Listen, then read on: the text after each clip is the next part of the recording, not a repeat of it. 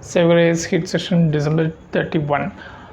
Miss Sheikh Hasina பங்களாதேஷ்லேருந்து இந்தியாவில் தஞ்சம் புகுந்துருக்காங்க. இப்போது international criminal tribunal of Bangladesh வந்து அவங்க மேலே அரெஸ்ட் வாரண்ட் இஷ்யூ பண்ணியிருக்காங்க. ஸோ இந்தியா அவங்கள வந்து திருப்பி அனுப்ப சொல்லி ரெக்வஸ்ட் பண்ணியிருக்காங்க. That is extradition. India so far respond பண்ணல. ஸோ இந்தியாவுக்கு என்னென்ன மாதிரியான ஆப்ஷன்ஸ் இருக்குது, இதில் இன்டர்நேஷ்னல் கிரிமினல் கோர்ட் உள்ளதுக்கான வாய்ப்புகள் இருக்கா, ஸோ அது இந்தியாவை எப்படி பாதிக்கும் அப்படிங்கிற மாதிரியான ஒரு கிளியர் கட் ஆர்டிக்கல். தென் இது வந்து கர்நாடகாவுடைய ஹெல்த் மினிஸ்டர் எழுதியிருக்க ஆர்டிக்கல். கர்நாடகாவில் இப்போ ரீசெண்டாக ஒரு 5 பேர் புவர் குவாலிட்டி ட்ரக்ஸ் சாப்பிட்டு இறந்து போயிட்டாங்க. ஸோ இந்த ட்ரக் சர்க்குலேஷன் இதை மேனேஜ் பண்ணுறதுல ஸ்டேட்ஸுக்கு என்ன மாதிரியான பவர்ஸ் இருக்குது, அண்ட் சென்டர் வந்து ஒரு ரெபாசிட்ரி, அதாவது இந்த கிளினிக்கல் ட்ரையல்ஸ் எல்லாத்தையும் அதோடைய ஆய்வு அறிக்கை எல்லாத்தையும் பார்க்குற மாதிரியான ஒரு சென்ட்ரல் ரெபாசிட்டரி வேணும்னு சொல்லி ஒரு ஆர்டிக்கல் எழுதியிருக்காரு. தென் இதில் வந்து இந்த யூபிஐடைய சக்ஸஸை ஒட்டி கிட்டத்தட்ட ஒரு 30% அபோவ் வந்து கவர் பண்ணியிருக்காங்க. இன்னும் 70% இருக்குது. பட் இப்போவே வந்து duopoly, that is Paytm and PhonePe and this Google Pay, இவங்களாம் வந்து ஃபுல்லாகவே டாமினேட் பண்ணுறாங்க. ஸோ இது வந்து not good for overall long term for this UPI அப்படின்னு சொல்லியிருக்காங்க. அந்த ருபி டிப்ரிஷியேட் ஆகிறதுக்கான மேஜர் ரீசன்ஸை பற்றி பேசியிருக்காங்க. நம்ம தென் உமன் எலக்ட்ரல்ஸ் பார்த்திங்கன்னா லாஸ்ட் 2019 சரி இப்போவும் சரி மென்னை விட அதிகமாக இருக்காங்க அப்படிங்கிற மாதிரி சொல்லியிருக்காங்க. ஃபஸ்ட்லேருந்து வந்துடலாம். இந்த first major article miss Sheikh Hasina அவங்கள வந்து திருப்பி அனுப்ப சொல்லி கேட்டிருக்காங்க. இப்போ ஆக்சுவலாக பார்த்தோன்னா ஆகஸ்ட் 2024 அவங்க இந்தியாவுக்கு அடைக்கலம் வந்தாங்க. Remember the same thing when 1958 அரௌண்டில் தலாய் லாமா இந்தியாவுக்கு வரும்போது சேம் சைனா கூட நம்ம ரிலேஷன்ஷிப் ரொம்ப நல்லா இருந்துச்சு.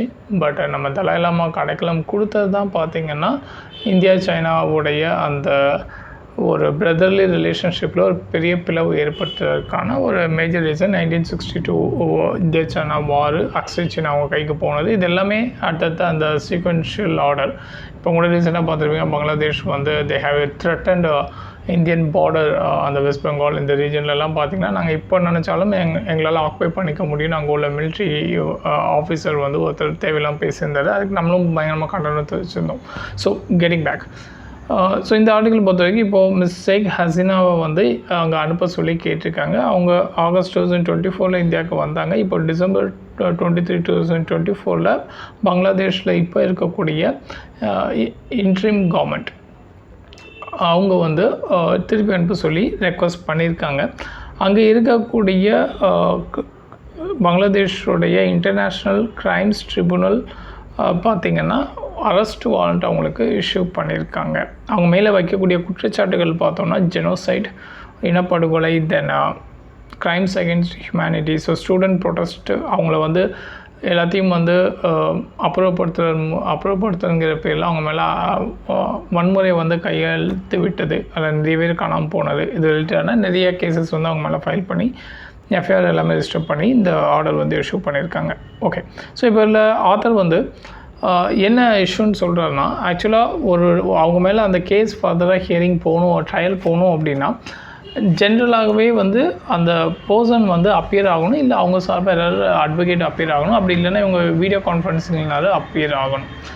பட் பங்களாதேஷோடைய section 339B of code of criminal procedure 1898 பிரகாரம் பார்த்திங்கன்னா அந்த பர்சன் இல்லைன்னா கூட அவங்க வந்து ட்ரையலை வந்து முன்னெடுத்து கொண்டு போக முடியும்னு சொல்கிறது. இதை இன்டர்நேஷ்னல் கிரிமினல் கோர்ட்டு இவங்களும் பார்த்தோன்னா அக்டோபர் 29, 2024 இந்த இதை நடைமுறை கொண்டு வர்றாங்க.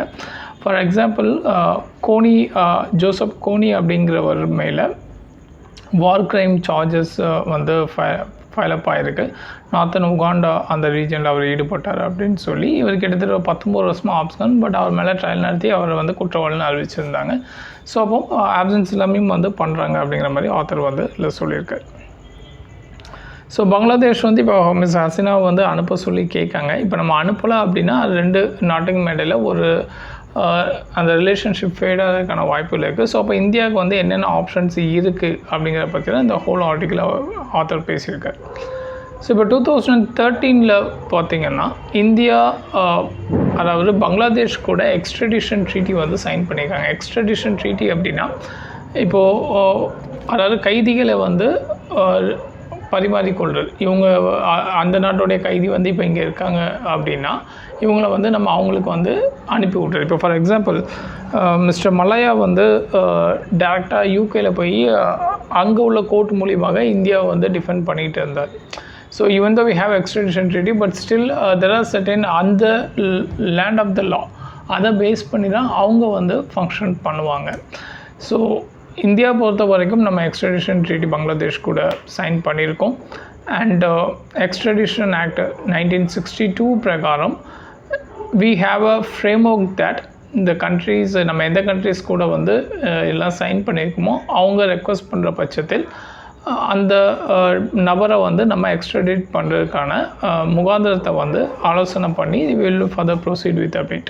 ஸோ இப்போ இந்த இடத்துல பங்களாதேஷ் கேட்டாங்க இந்தியா நிராகரிக்கிறதுக்கான என்னென்ன ஆப்ஷன்ஸ் இருக்குது அப்படின்னு ஆத்தர் சொல்கிறாங்கன்னா, ஃபஸ்ட்டு நம்ம பொலிட்டிக்கல் அஃபென்சஸில் ஈடுபடுத்தப்பட்டிருந்தாங்க அப்படின்னா அவங்கள அனுப்புகிற நம்ம வந்து அதை ஒரு சீரியஸாக எடுத்துக்க வேண்டாம். பட் ஆனால் இவங்க மேலே வைக்கக்கூடிய குற்றச்சாட்டுகள் அப்படின்னு பார்த்தோன்னா it's a very heinous, like Amnesty International as well as Human Rights Watch இந்த மாதிரியான இன்டர்நேஷ்னல் NGOs, இந்த NGOஸ்லாம் லைட்டாக கோ த்ரூ பண்ணி வச்சுக்கோங்க. இந்த மாதிரியான இன்டர்நேஷ்னல் NGOs வந்து இவங்க மேலே ரொம்ப சீரியஸான குற்றச்சாட்டுகளை வந்து முன் வச்சுருக்காங்க. ஸோ தட் இதை பொலிட்டிக்கல் கிரைமின் நம்மளால் சிம்பிளாக வந்து ஜஸ்டிஃபை பண்ண முடியாது. Because torture, enforced disappearance, persecution and inhuman act of high gravity, ரொம்ப சீரியஸான க்ரைம்ஸு. ஸோ அதனால் இது ட்ரையல் போய் அவங்க குற்றம் அற்றவர் அப்படின்னு நிறுவனம் ஆனால் தான் உண்டே தவிர political, so it's not a good idea. So first option சொன்னார் அவங்க வந்து பொலிட்டிக்கல் அஃபென்ஸ்னா அப்படின்னு சொல்லி அவங்கள வந்து நம்ம அனுப்பாமல் இருக்க தடை பண்ணலாம், பட் அது வந்து பாசிபிள் இல்லைன்ட்டாரு. செகண்ட் ஆப்ஷன் என்ன சொல்கிறாருன்னா, ஸோ ட்ரெடிஷ்னலாக இந்த எக்ஸ்ட்ரடிஷன் அப்படிங்கிறது எக்ஸிக்யூட்டிவ் அவங்கவுங்களுடைய டிஸ்கிரிப்ஷன்லலாம் வந்து அனுப்பணுமா வேண்டாமா அப்படிங்கிறத முடிவு பண்ணுவாங்க. ஸோ அதனால் நம்மளும் வந்து அந்த இதை வந்து ட்ரை பண்ணலாம் அப்படிங்கிற மாதிரி சொல்லியிருப்பார். ஸோ இது வந்து பெரிய லெவலில் சப்போர்ட் பண்ண மாட்டாங்க. நம்ம டிஸ்கிரிப்ஷனாக அனுப்ப முடியாதுன்னு சொன்னோம் அப்படின்னா 2 நாட்டுக்கு இடையில் ஒரு பிளவு தான் வரும். ரேதர் இவர் என்ன சொல்கிறாருன்னா, ஆர்டிகல் 20 and 21 பார்த்தோன்னா தட் இஸ் ஏலியன், அதாவது ஃபாரின் ஏலியன்ஸுக்கும் அது வந்து பொருந்தும் அப்படிங்கிறத கோர்ட் வந்து that is the specific case, that is national human rights commission versus state of Arunachal Pradesh. So அந்த 1996 அந்த கேஸில் வந்து இதை மென்ஷன் பண்ணியிருக்காங்க. ஸோ அதில் பர்சன்ஸ் அப்படிங்கிறது இட்ஸ் ஆல்சோ இன்க்ளூட் நான் சிட்டிசன் அப்படிங்கிறது தான். ஸோ ஜென்ரலாக தெரிஞ்சுக்கோங்க, சிட்டிசன்ஸ்க்கு மட்டும் வரக்கூடிய ஃபண்டமெண்டல் ரைட்ஸ்னால் 15, 16, 19, 29, 30. ஸோ இது வந்து சிட்டிசன்ஸ்க்கு மட்டும். ஸோ மிச்சம் உள்ள அதர் ஆர்டிகல்ஸ் எல்லாமே பார்த்தீங்கன்னா it will come for both citizen as well as the foreign aliens or friendly aliens. Friendly aliens and enemy ஏலியன்ஸ்னு ரெண்டும் உண்டு. It's go through with the polity. Okay, get back. So இப்போது இதில் author என்ன சொல்லியிருக்காருன்னா, அந்த ஆர்டிகல் 20 and 21 இதை மூலியமாக நம்ம வந்து அந்த பர்சன் அங்கே போனாங்கன்னா அவங்களுக்கு லைஃப் த்ரெட்டன் இருக்குது. அது போக அங்கே நடக்கக்கூடிய ரொம்ப சீரியஸான அஃபென்ஸ் ஆக்டிவிட்டீஸ் எல்லாம் நம்ம காரணம் காட்டி அவாய்ட் பண்ணலாம் அப்படிங்கிறத சொல்லியிருக்காரு. ஸோ பட் இது எல்லாமே பார்த்திங்கன்னா ஏதோ ஒரு இடத்துல பங்களாதேஷோடைய கிளைமை வந்து நம்ம ரிஜெக்ட் பண்ணுற மாதிரியான ஒரு இமேஜை வந்து பிரதிபலிக்கும். ஸோ அப்போ இதை பங்களாதேஷோடைய காலையும் நம்ம சாட்டிஸ்ஃபை பண்ணணும். ஷேக் ஹசீனாவையும் அங்கே அனுப்பாமல் நம்ம வந்து அவங்களையும் பாதுகாக்கணும் அப்படின்னா இவர் இன்னொரு ஐடியா என்ன சொல்கிறாருன்னா, இன்ஹவுஸ் அரெஸ்ட். அதாவது இங்கே இருந்தே அவங்கள வந்து அவங்க இருக்கிற இடத்துலேயே அவங்கள எப்படி இருக்காங்களோ அப்படியே நம்ம வந்து அரெஸ்ட் மாதிரி வச்சு வீடியோ கான்ஃபரன்சிங் மூலியமாக அங்கே ட்ரையல் நடக்கிறதுக்கு நம்ம ஃபுல் சப்போர்ட் ப்ரொவைட் பண்ணணும். அவங்க இன்வெஸ்டிகேஷன் பண்ணுறதுக்கும் ஃபுல் சப்போர்ட் கொடுக்கணும். அவங்க பங்களாதேஷ் சார்பாக அத்தாரிட்டிஸ் இங்கே வந்து அவங்கள இன்வெஸ்டிகேட் பண்ணுறதுக்கு வித் ப்ரையர் அப்ரூவலோட அவங்கள வந்து நம்ம அலோவ் பண்ணுறது மூலியமாக நம்ம யூஎன் சார்ட்டருடைய ஆர்டிகல் 2ஐயும் வந்து நம்ம ஃபுல்ஃபில் பண்ணுறோம். And at the same time ஹசீனாவையும் வந்து நம்ம பாதுகாக்கிறோம். இது போக அவங்களுடைய ஏஜ் ஃபேக்டர், அது போக ஸோ அதை வச்சு அவங்கள வந்து ஹியூமன் ரைட்ஸ் அந்த பேஸில் வந்து அவங்கள நம்மளால் டிஃபெண்ட் பண்ண முடியும். பட் இது எல்லாமே பார்த்திங்கன்னா பங்களாதேஷோட ஒரு பிளவுறதுக்கான வாய்ப்புகள் அதிகமாகவே இருக்கும் அப்படிங்கிறது சொல்லியிருக்காரு. ஸோ அப்போ ஃபர்தராக வேறு என்ன பண்ணலான்னா, this another thing is international criminal court. இது வந்து ரோம் ஸ்டாட்யூட்பாங்க. நம்ம ஆல்ரெடி இன்னொரு எடிட்டோரியலில் டீட்டெயில்டாக இந்த இன்டர்நேஷ்னல் கிரிமினல் கோர்ட்டுக்கும் இன்டர்நேஷ்னல் கோர்ட் ஆஃப் ஜஸ்டிஸ்க்கும் உள்ள டிஃப்ரென்சஸ் வந்து பார்த்தப்போ ரெண்டுமே வந்து ஹாக் நெதர்லாண்டில் தான் இருக்கக்கூடிய organ. International court of justice அப்படிங்கிறது இட் இஸ் யூஎனோடைய one of the principal organ. Okay, யூஎனில் வந்து 6 பிரின்சிபல் ஆகணும் உண்டு, எல்லாத்தையும் ஜஸ்ட் கோ த்ரூ பண்ணுங்கள். அண்ட் அதர் சப்சிடரி ஆர்கன்ஸும் உண்டு. இப்போ நம்ம அந்த டாப்பிக்கில் போக வேண்டாம், just only stick on with this. So இந்த இன்டர்நேஷ்னல் கிரிமினல் கோர்ட் என்ன ப்ராப்ளம் உண்டுன்னு பார்த்தீங்கன்னா, இப்போ ரீசெண்டாக ரஷ்யன் அதிபர் புட்டின் அண்ட் உக்ரைன் அதிபர் ஜெலன்ஸ்கி மேலாம் அரெஸ்ட் வாரண்ட் வந்து இஷ்யூ பண்ணியிருந்தாங்க. பட் யாருமே வந்து அதை பெருசாக எடுத்துக்கவே இல்லை, because those countries where not a member nation. So இப்போது இந்த ஐசிசியில் ஒரு கேஸ் போய் அவங்க அரெஸ்ட் வாரண்ட் யாருக்காவது இஷ்யூ பண்ணுறாங்க அப்படின்னா, ஜென்ரலி அந்த member states are abide to it, obligatory for them. And அந்த மெம்பர் ஸ்டேட்டுக்குள்ளே அந்த பர்சன் வந்தாலும் அரெஸ்ட் பண்ணணும் அப்படிங்கிற அந்த விஷயமும் வந்து நம்ம நோட் பண்ணணும். பட் மிஸ்டர் புட்டின் வந்து ஒன்ஸ் இப்போ ரீசெண்டாக மங்கோலியாலாம் போகும்போது அவரை யாருமே அரெஸ்ட் பண்ணலை. So that was one thing. How much this international criminal court வந்து இன்னெஃபெக்டிவாக ஃபங்க்ஷன் ஆகுங்கிறத நீங்கள் பார்த்துக்கலாம். ஈவன் சைனா ஃபிலிப்பைன்ஸ் இஷ்யூ, அந்த சி ரிலேட்டடாக இல்லை இவங்க கொடுத்த ஜட்ஜ்மெண்ட்டை ஃபிலிப்பைன்ஸ் சார்பாக வந்து அந்த டெரிட்டோரியல் சி வந்து ஃபிலிப்பைன்ஸ்க்கு சொந்தம் அப்படின்னு சொல்லி கொடுத்துருப்பாங்க சவுத் சைனா சீல. பட் அதுவுமே வந்து சைனா கண்டுக்கவே மாட்டாங்க. ஸோ இந்த மாதிரியான இருக்கும் சூழ்நிலையில் இந்தியா வந்து it's not a member. Okay, அது ஞாபகம் வச்சுக்கோ. இந்தியா வந்து இந்த criminal court of justice, Indian criminal கோர்ட்டில் வந்து மெம்பர் கிடையாது. என்னென்ன ரீசன் அப்படிங்கிறத நம்ம ஆல்ரெடி பார்த்தோம். அதாவது அந்தந்த கண்ட்ரியோடைய டெரிட்டோரியல் சவர்னிட்டி இஸ் ப்ரையார். பட் அதில் வந்து ஒரு இன்னொரு ஃபாரின் தேர்ட் பார்ட்டி ஆர்கனைசேஷன் உள்ளே வந்து அவங்க ஜஸ்டிஃபை பண்ணுறது, அது வந்து அட்ஜுடிகேட் பண்ணுறதுலாம் இட்ஸ் நாட் அப்ரிஷியபிள் அப்படிங்கிறதுனால இந்தியா வந்து இட்ஸ் நாட் அ மெம்பர். இன்னும் நிறைய ரீசன் இருக்குது. இந்த வார் கிரைம்ஸு, டெரரிசம் ரிலேட்டடான ஆக்டிவிட்டீஸு, இந்த weapons, nuclear weapons of mass destruction இதை பற்றிலாம் எதுவுமே வந்து கொடுத்துருக்க மாட்டாங்க. ஓகே, ஸோ அதுக்குள்ளே டீட்டெயில்டாக போனால் come back to this. So இல்லை இந்த ஐசிசியை பொறுத்த வரைக்கும் ஆர்டிகல் 5, 11, 12 இது கீழே material, personal, territorial and temporal இந்த 4 கேட்டகரியிலுமே பங்களாதேஷோடைய இஷ்யூவை வந்து அவங்க எடுக்கிறதுக்கான வாய்ப்புகள் நிறையவே இருக்குது அப்படின்றாங்க.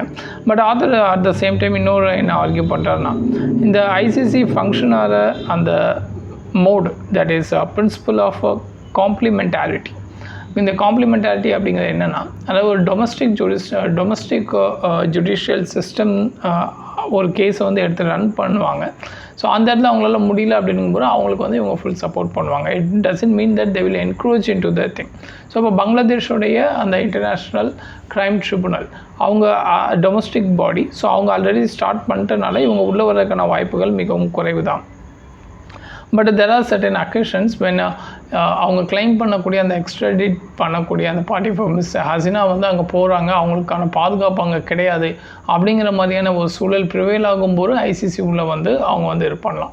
ஸோ இதுக்கு ஆதர் என்ன சொல்கிறாங்கன்னா, இட்ஸ் பெட்டர் பங்களாதேஷே வந்து டைரெக்டாக இந்த ஐசிசியை வந்து அப்ரோச் பண்ணுறது மூலியமாக இந்தியா வந்து இவங்களை மிஸ் ஹசினா வந்து ஐசிசிகிட்ட வந்து சரண்டர் பண்ணலாம், வித் எக்ஸப்ஷன் தட் இவங்களுக்கு பங்களாதேஷ்க்கு வந்து அனுப்ப மாட்டோம் அப்படிங்கிறதையும் நம்ம வந்து உறுதி பண்ணிக்கணும் அப்படின்னு இருப்பார்.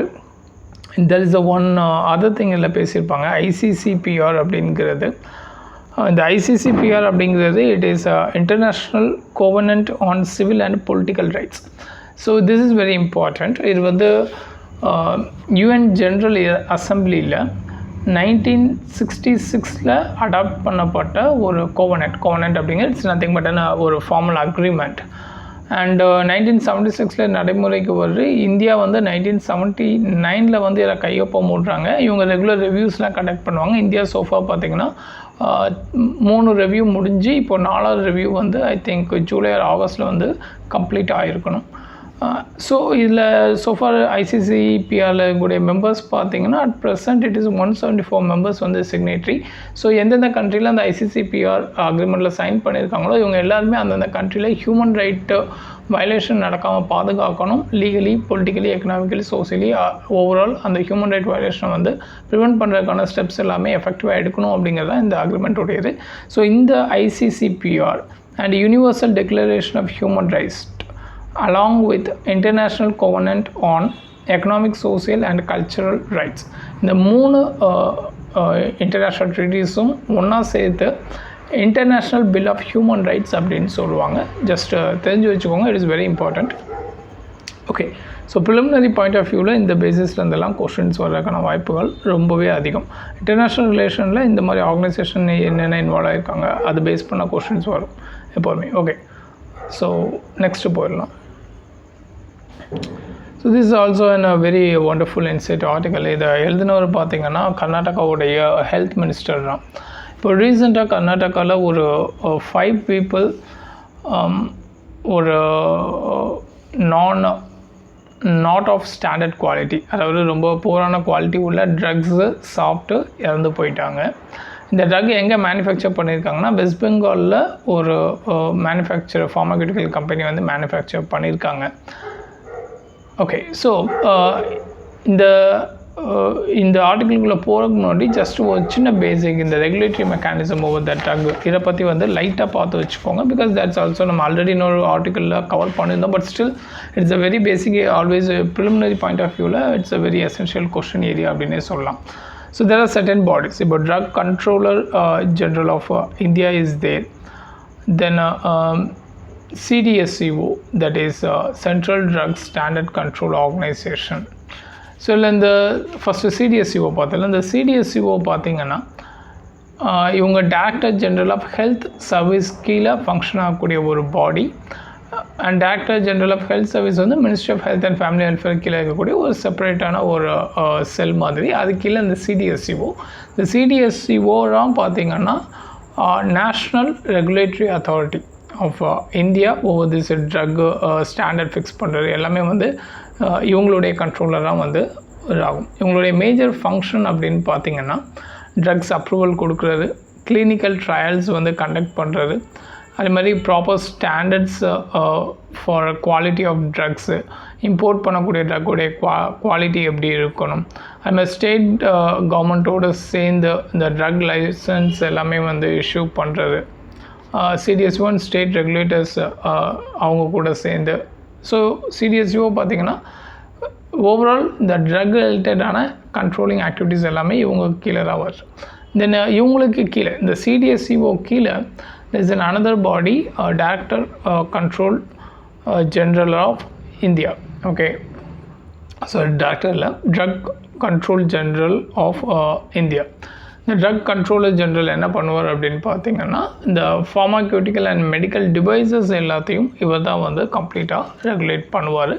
இவருக்கு அசிஸ்ட் பண்ணுறதுக்கு drug technical advisory board and drug consultation committee அப்படின்னு சொல்லி 2 அமைப்பு வந்து உண்டு. ஓகே, ஸோ இது போக there is another ஒரு இம்பார்ட்டண்ட்டான act, that is drug price control order, DPCO அப்படின்னு சொல்லுவாங்க. 2013 உள்ள ஆர்டர் இது. ஸோ அது கீழே national pharmaceutical pricing authority NPPA அப்படிங்கிற ஒரு அமைப்பை வந்து செட் பண்ணியிருந்தாங்க. ஸோ இந்த அமைப்பு பார்த்திங்கன்னா அதாவது சர்டன் ஸ்கெட்யூல்டு ட்ரக்ஸ் இல்லை எசென்ஷியல் ட்ரக்ஸ்ன்பாங்க, அதுக்கான அந்த சீலிங் ப்ரைஸை வந்து இவங்க தான் வந்து ஃபிக்ஸ் பண்ணுவாங்க. ஸோ இதுதான் வந்து மேஜரான bodies that revolving around this இந்த drug prices and drug inflow and அவுட்ஃப்ளோவுடைய கண்ட்ரோல் பண்ணுறது. ஸோ ஓகே, நான் இப்போ இந்த ஆர்டிக்கிளுக்குள்ளே வரலாம். So as we already seen, கர்நாடகாவில் 5 பேர் இறந்து போயிட்டாங்க வெஸ்ட் பெங்காலில் உள்ள ஒரு ஃபார்மாக்யூட்டிக்கல் அண்ட் கம்பெனி வந்து க்ரியேட் பண்ண ட்ரக்ஸ்னால. So India's drug and cosmetic act 1940 பிரகாரம் இந்த லைசன்சிங் அப்படிங்கிறது யார் கொடுப்பானா அந்த பர்டிகுலர் ஸ்டேட்டில் தான் வந்து இஷ்யூ பண்ணுவாங்க. அண்டு அந்த லைசன்சிங்கை கேன்சல் பண்ணக்கூடிய ரைட்ஸும் பார்த்திங்கன்னா இந்த பர்டிகுலர் ஸ்டேட்டுக்கு தான் உண்டே தவிர அதர் ஸ்டேட் வந்து பண்ண முடியாது.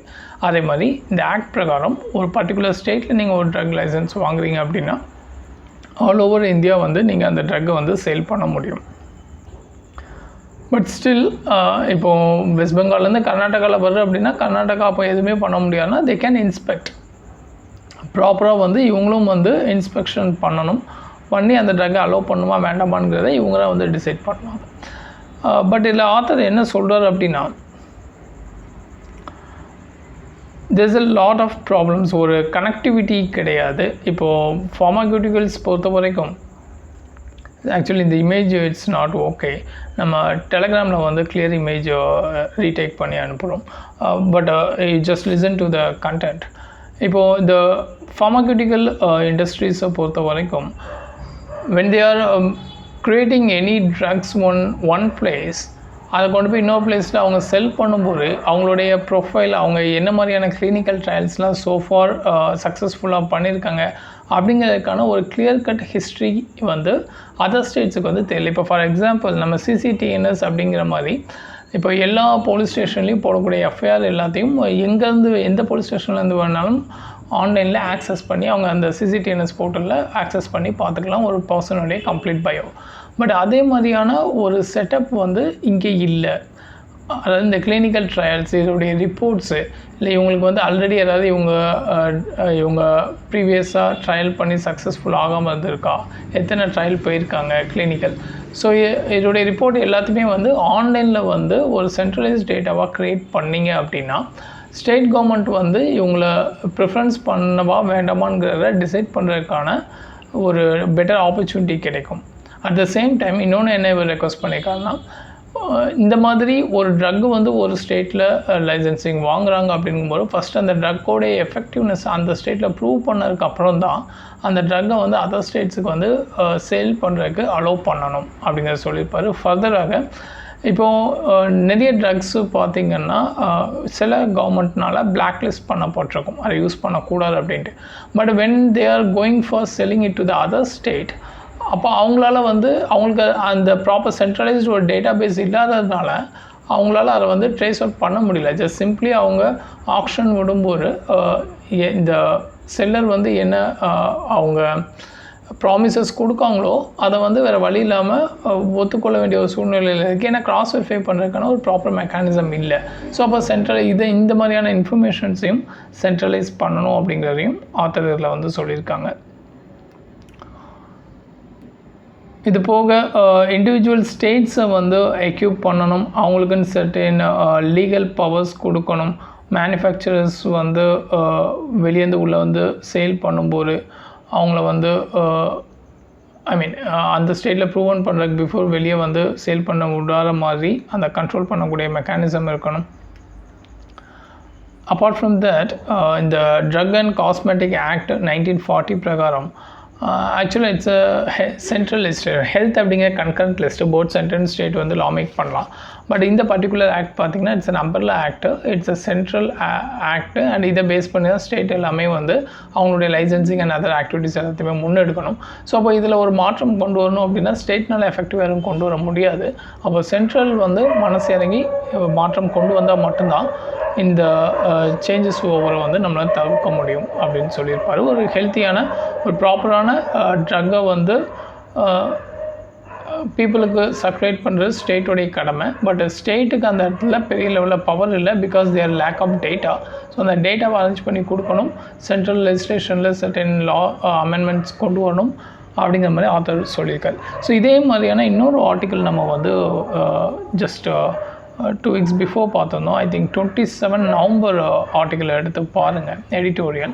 அதில் ரேனிடைடின் அப்படிங்கிற மாதிரியான ஒரு மெடிசன் பற்றியும் பார்த்துருந்தோம். அதே மாதிரி இன்னொரு ஒரு நியூஸும் எடிட்டோரியல் வந்துருந்துச்சு. அதாவது ஜென்ரிக் ட்ரக்ஸு அதை வந்து ரீவோக் பண்ணும்போது அந்த நார்மல் மேனுஃபேக்சரர்ஸ் அந்த ஃபார்முலாஸை வந்து கிரவுண்டில் யூஸ் பண்ணி ஜென்ரிக் ட்ரக்காக அவங்க மார்க்கெட்டில் இஷ்யூ பண்ணும்போது அதில் ஏற்படக்கூடிய சின்ன வேரியேஷன்ஸ் வந்து அந்த ட்ரக்கோடைய எஃபிஷியன்சியை ஒரிஜினல் ட்ரக்கோட கம்பேர் பண்ணும்போது ரொம்பவே குறைவாக தான் கொடுக்குது. அதுக்கு ஒரு ப்ராப்பரான ஸ்டாண்டர்ட் மெக்கானிசம் வேணும் அப்படிங்கிற மாதிரி ஆர்டிக்கல் வந்து. ஸோ கண்டினியூஸாக இந்த ட்ரக் ரிலேட்டடாக ஒரு 4 to 5 எடிட்டோரியல்ஸ் வந்து ஃப்ரீக்வெண்ட்டாக வந்திருக்கு. ஸோ ப்ரிலிமினரிக்கு கொஞ்சம் நல்லா அந்த ட்ரக்ஸ் ரிலேட்டடான அத்தாரிட்டிஸ் இவங்களை எல்லாத்தையும் டீட்டெயில்டாக பார்த்து வச்சுக்கோங்க. நெக்ஸ்ட் ஆர்டிக்கல் பேரலாம். This is also a very interesting article, that is duopoly அப்படின்னு சொல்கிறது. இப்போ யூபிஐ பார்த்திங்கன்னா ஷார்ட்டர் பீரியடில் very much successful. Once India was very digitally இல்லிட்ரேட்டாக கருதப்பட்ட இந்தியன் எக்கனாமி இப்போ யூபிஐயில் வந்து ஒரு ரோல் மாடலாக இருக்கும். ஆல்மோஸ்ட் 30% ஆஃப் த பாப்புலேஷன் இப்போ இந்த யூபிஐயோடைய திங்குள்ளே வந்துருச்சு. அதாவது ஓவரால் 10 டிஜிட்டல் டிரான்சாக்ஷனில் ஆல்மோஸ்ட் அரௌண்ட் 8 பார்த்திங்கன்னா யூபிஐ மூலமாக தான் ட்ரான்ஸ்ஃபர் ஆகுது அப்படிங்கிற மாதிரி ஆதர் டேட்டா சொல்லியிருக்காங்க. ஸோ இப்போது இந்த 30% of the population is good, they are using UPI. But remaining 70% cover பண்ணுற it's a huge market. But UPI is doing well.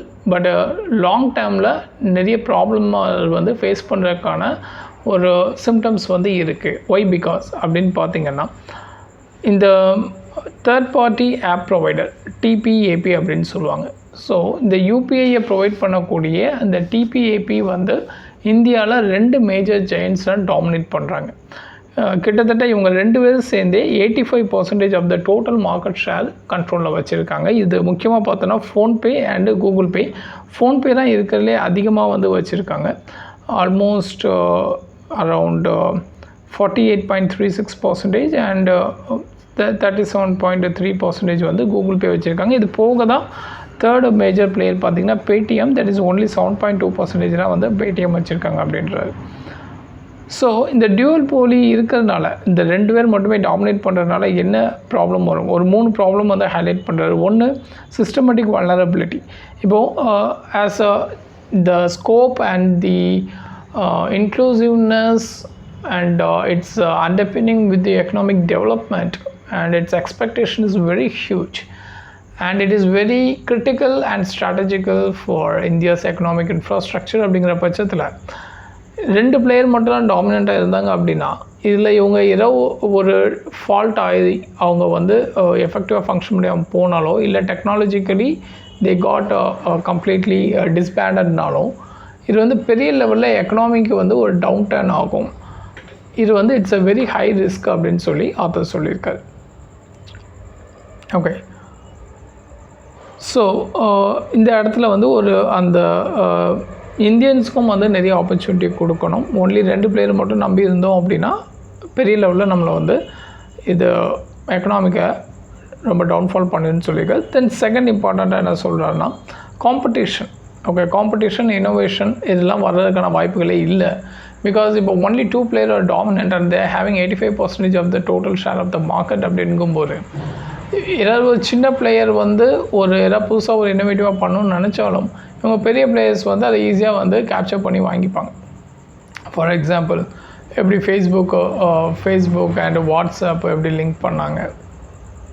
So இந்த மாதிரி சின்ன சின்ன பிளேயர்ஸ் வரும்போது அவங்கள வந்து பெரிய பிளேயர்ஸ் வந்து ஒன்று வாங்கிடுவாங்க, இல்லை அவங்கள விட பெட்டரான ஒரு இன்னோவேஷன் திங்ஸை வந்து உள்ளே கொண்டு வந்து மார்க்கெட்டை அவங்க கையிலே தக்க வச்சுப்பாங்க. இதையும் தாண்டி இவங்க கூட ஃபைட் பண்ணணும் அப்படின்னா அந்த டொமஸ்டிக் பிளேயர் பில்லியனியராக இருந்தால் மட்டும்தான் முடியும் அப்படிங்கிற மாதிரி ஆத்தரில் பேசியிருப்பார். Okay, so third important thing பொறுத்த வரைக்கும் ஃபாரின் டாமினன்ஸ். இல்லை ரொம்ப ஹைலைட்டடான திங் என்னென்னா, ஓகே 2 பிளேயர் டாமினண்ட்டாக இருக்காங்க, அது கூட ஓகே ஃபைன் எடுத்துக்கலாம். இல்லை இந்த 2 பேருமே பார்த்தீங்கன்னா ஃபாரின் கம்பெனிஸ் தான். ஸோ ஃபோன்பே அப்படிங்கிறது இட்ஸ் அ வால்மார்ட் கூறியது அண்ட் ஜிபே வந்து கூகுள் கூறியது. So it's a high thread. இப்போது டேட்டா லோக்கலைசேஷனை பற்றிலாம் பேசிகிட்டே இருக்கும். டேட்டா ஸ்டோரேஜ், அவங்க எப்படி அந்த டேட்டா யூஸ் பண்ணுறாங்க அப்படிங்கிறது யாருக்குமே தெரியாது. So data production is a very high question. Sensitive informations எல்லாம் நமக்கே தெரியாமல் ஈஸியாக வந்து they just move out of the nation and they will make it as a commercial commodityயாக வந்து மாற்றிடுவாங்க அப்படின்னு சொல்கிறது. தென் ஸோ அப்போது இந்தியன் டிபிஏபியோடைய எண்ணிக்கையை வந்து அதிகப்படுத்தணும் அப்படின்னா government have to bring some better norms to control this player. So இதனை தொடர்ந்து இந்த 2020 national payment corporation of India ஒரு சர்க்குலர் வந்து இஷ்யூ பண்ணுறாங்க. அதாவது ஒரு சிங்கிள் பார்ட்டி, அதாவது டிபிஏபி வந்து 30% அதிகமான டோட்டல் வால்யூம் ஆஃப் டிரான்சாக்ஷனை வந்து முன்னெடுக்கக்கூடாது அப்படிங்கிற மாதிரி சொல்லியிருப்பாங்க. ஸோ இந்த அப்பர் லிமிட் வந்து வித்தின் 2 இயர்ஸ்க்குள்ளே 2022 நடைமுறைக்கு வரும்னு சொல்லியிருப்பாங்க. தென் அதை வந்து 4 இயர்ஸ் வந்து ஃபர்தராக எக்ஸ்டெண்ட் பண்ணியிருக்காங்க.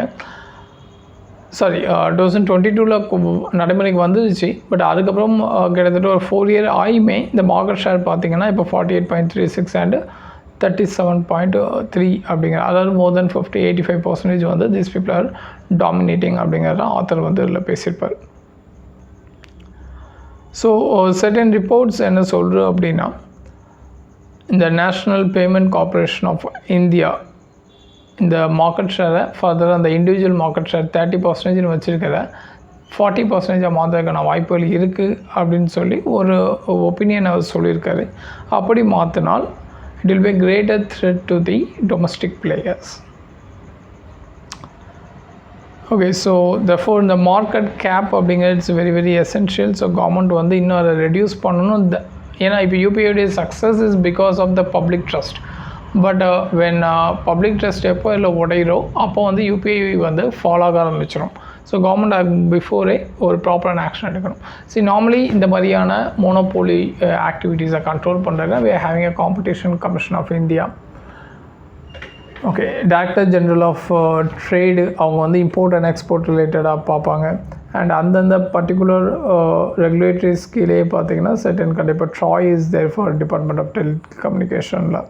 So there are lot of different bodies they are trying to control அந்த மோனோபோலி ஒரு பேலன்ஸான காம்படிஷனை கொண்டு வரதுக்கான நிறைய ஸ்டெப்ஸ் எடுப்பாங்க. Let's see how this will be roll out because UPI is a very successful project in India and we are shifting we are training other countries as well as in UPI. Okay, next pellam. So currency concerns. So ருப்பியோடைய வீழ்ச்சி, rupee மட்டும் இல்லை, நிறைய developing கண்ட்ரிஸோடைய currencies எல்லாமே வீழ்ச்சி ஆகிக்கிட்டே வருது. So வீழ்ச்சி அப்படிங்கிறதுக்கு நிறைய ரீசன் சொல்லலாம். நம்ம ஜென்ரலாக இன்ஃப்ளேஷன்னா what we know is demand pull and cost push அப்படிங்கிறது தான். ஸோ இப்போது இன்ஃப்ளேஷனால் என்ன நடக்கும்? இன்ஃப்ளேஷன் ஒரு கண்ட்ரியில் வருது அப்படின்னா மணி டெப்ரிஷியேட் ஆகும். அதாவது மணியோடைய வேல்யூ வந்து அந்நிய செலவணிக்கு அகென்ஸ்டாக வந்து குறையும். ஸோ வேல்யூ குறைஞ்சிரு அப்படின்னா இப்போ ஒரு டாலர் 50 ரூபா இருந்தது, ஒரு டாலருக்கு 100 ரூபாய்ன்னு மாறிடும். ஸோ தென் நம்மளுடைய வேல்யூ குறைஞ்சிரும். ஸோ இப்போ அப்படி வேல்யூ குறைஞ்சிரும் அப்படின்னா எக்ஸ்போர்ட் இஸ் பெனிஃபிஷியல். பீப்புள் வந்து mostly go for export. But அப்போ இம்போர்ட் பண்ணாங்கன்னா it's a threat for country.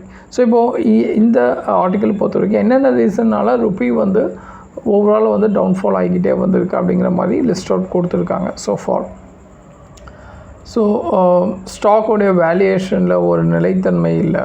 Corporate வந்து பெரிய லெவலில் சக்ஸஸ்ஃபுல்லாக பெர்ஃபார்ம் பண்ணலை இந்த ஓவரால் இயரில் குவார்ட்டர், ஜூலை டு செப்டம்பர் குவார்ட்டரில்.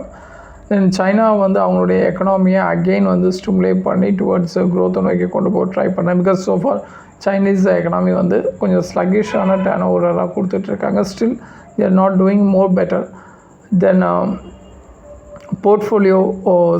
அதாவது மும்பை டு பெய்ஜிங் அவங்களுக்கு இடையில இருக்கக்கூடிய அந்த மார்க்கெட் கனெக்டிவிட்டி பெரிய லெவலில் அப்ரிஷியபிளாக இல்லை இந்த டியூரேஷனில். அண்டு ட்ரம்ப் வந்து இப்போது அகெயின் பிரசிடெண்ட்டாக வரப்போகிறார் அப்படிங்கிறதுனால positive sign for US. So people நிறைய இன்வெஸ்ட் பண்ண ஆரம்பிக்காங்க யூஎஸில்.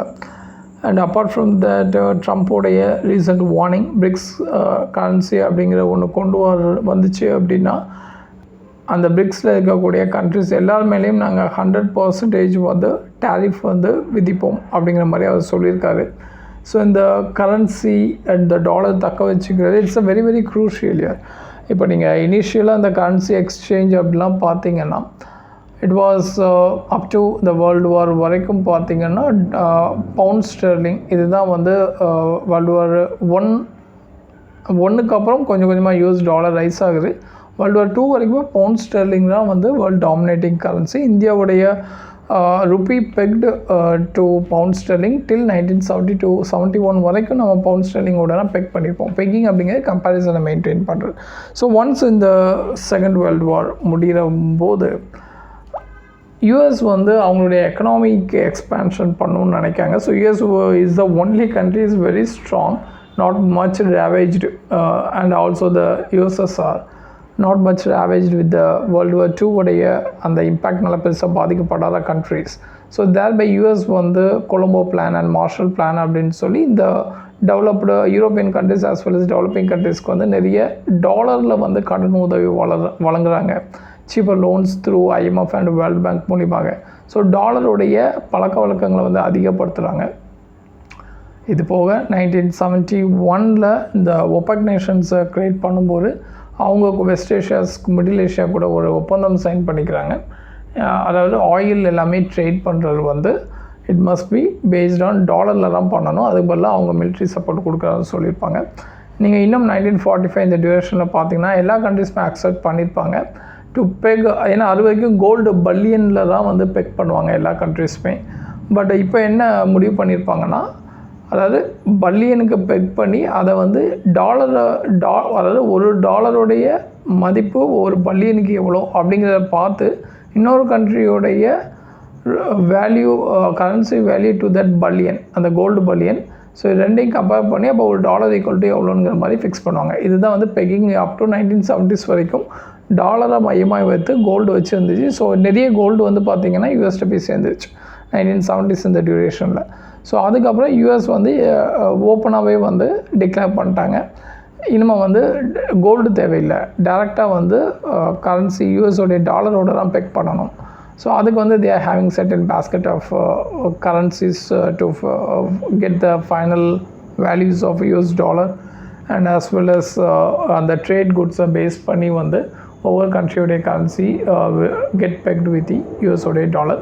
ஸோ இப்போது இந்த டாலருடைய டாமினேஷன் இருக்கிற வரைக்கும் தான் யூஎஸோடைய எக்கனாமிக் அந்த ஹெஜ்மோனி அப்படிங்கிறத வந்து அவங்க தக்க வச்சுக்க முடியும். ஸோ இப்போது இந்த பிரிக்கோடைய கரன்சி அப்படிங்கிற வந்துச்சு அப்படின்னா then there's a problem because mister Putin பார்த்திங்கன்னா ரொம்ப காலமாக இந்த பிரிக்ஸ் கரன்சி கொண்டு வரதுக்கு பெரிய லெவலில் சம்மந்தம் தெரிவிக்கலை. பிகாஸ் ரேதர் அவர் என்ன ரெக்கமெண்ட் பண்ணியிருந்தார் அப்படின்னா, அதாவது பிரிக்ஸ் நேஷன்ஸ் வந்து அவங்கவுங்க கரன்சியை வச்சு நமக்குள்ளே ட்ரேட் பண்ணிப்போம் ஸ்வாப் மூலியமாக அப்படிங்கிற மாதிரி சொல்லியிருப்பார். But India and even USSR கூட ரஷ்யா கூட இப்போது ருபி அண்ட் ரபிள் மூலியமாக அந்த ஸ்வாப்பை எக்ஸ்சேஞ்ச் பண்ணி நம்ம ஒர்க் அவுட் பண்ணோம். பட் இதில் என்ன ப்ராப்ளம் ஆச்சுன்னா, இந்தியாவுடைய ருப்பி அங்கே நிறைய அங்கே உள்ள பேங்க்கில் சேர்ந்துருச்சு. பட் ஆனால் அந்த ருப்பியை வச்சு அவங்களால எதுவுமே வாங்க முடியல, எந்த ட்ரேடு எந்த கமோடிட்டியும் அதர் கண்ட்ரீஸோட. ஸோ இது வந்து பெரிய லெவலில் டிமோட்டிவேட்டிங் ஃபேக்டர் தான். பிகாஸ் உங்கள் கரன்சிக்கு இன்னொரு கண்ட்ரிலையும் மார்க்கெட் இருக்கணும், இருந்தால் தான் உங்கள் கரன்சியை வச்சு அந்த கண்ட்ரியில் இவங்க போய் அமௌண்ட் கொடுத்து வாங்க முடியும். ரேதர் உங்கள் கரன்சியோடைய வேல்யூ கம்மியாக இருக்கும்போது இதை டாலருக்கு மாற்றி இதை வச்சு அவங்க ட்ரேட் பண்ணாங்கன்னா it will be negative for that. So அல்லது இந்தியாவிட்டேருந்து அவங்க அதிகப்படியான இம்போர்ட் பண்ணுற மாதிரி இருந்துச்சுன்னா இந்தியன் கரன்சியை வந்து கொடுப்பாங்க. பட் அதுவும் கம்மியாக இருக்கும்போது இட்ஸ் நாட் பெனிஃபிஷியல். ஸோ ஃபைனலாக வந்து இப்போது mister Trump has given a call to create a own currency. So அப்புறம் மிஸ்டர் புட்டின் வந்து இந்த பிரிக்ஸ் கரன்சி கிரியேட் பண்ணலான்னு ஒரு கால் கொடுத்துருப்பாரு. ஸோ அதுக்கு பதில் கொடுக்க மாதிரி தான் மிஸ்டர் ட்ரம்ப் வந்து எல்லா கண்ட்ரிஸ் மேலேயும் வந்து 100% அந்த டேரிஃப் ஹைக் வந்து கொண்டு வருவோம் அப்படிங்கிற மாதிரியான ஒரு வார்னிங் கொடுத்துருக்காங்க. பட் ப்ரீவியஸாக இருந்த நம்மளுடைய ஆர்பிஐயோடைய கவர்னர் சசிகாந்த் தாஸ் இவர் வந்து ஓப்பனாகவே வந்து ஸ்டேட்மெண்ட் கொடுத்துருந்தாரு, we are not having any idea இந்த பிரிக்ஸ் கரன்சி கொண்டு வரோ இல்லை அதனால் யூஎஸ் டாலரை டீடாலரைஸ் பண்ணுறதுக்கான எந்த விதமான ஐடியாவும் எங்களுக்கு கிடையாதுன்னு சொல்லி கொடுத்ததுனால யூஎஸ் இந்தியாவுடைய ட்ரேட் வந்து எந்த விதமான சலனம் இல்லாமல் பெட்டராக போச்சு. ஸோ கவர்மெண்ட் இப்போ அகெயின் அதே மாதிரியான ஒரு ஸ்ட்ராங் ஸ்டேட்மெண்ட் இஷ்யூ பண்ணுற மூலியமாக அந்த சைட்லேருந்து வரக்கூடிய ஃபாலோ ஆஃப் வந்து நம்ம தடுக்கலாம் அப்படின்னு சொல்லியிருப்பாரு. இது போக வேறு என்னென்ன ரீசன்ஸ்லாம் பார்த்திங்கன்னா,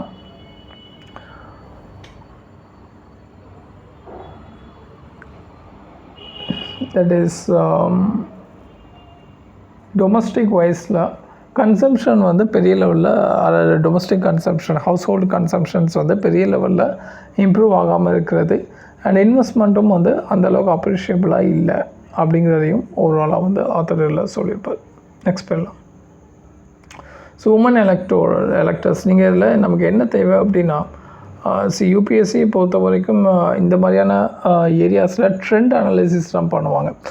லாஸ்ட் டிகேடில் கன்சிஸ்டண்ட்டாக ஒரு விஷயம் ஏறிக்கிட்டே வருது இல்லை குறைஞ்சிக்கிட்டே வருது இல்லை எக்ஸப்ஷனில். ஸோ இந்த மாதிரி ஒரு லாஸ்ட் 10 இயர்ஸ்க்கான அந்த க்ரோத் பேட்டர்னை வந்து பார்த்து வச்சுக்கணும்.